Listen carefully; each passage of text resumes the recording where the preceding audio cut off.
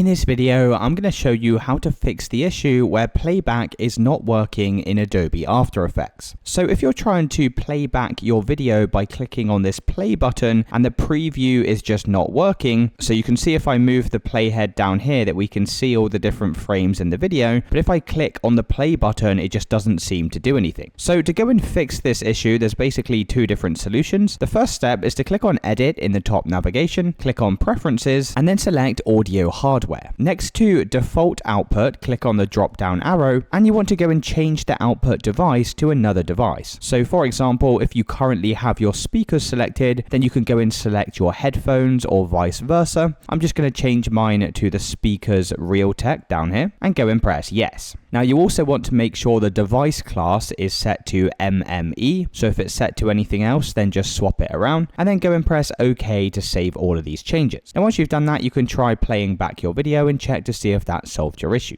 If it's still not working, then come over to Window in the top navigation, click on Workspace, and then select Reset Effects to save layout, and that's another way you can go and solve this preview window not working. And it's really as simple as that, guys. If you did find this video helpful, then let me know in the comments and I'll see you in the next one.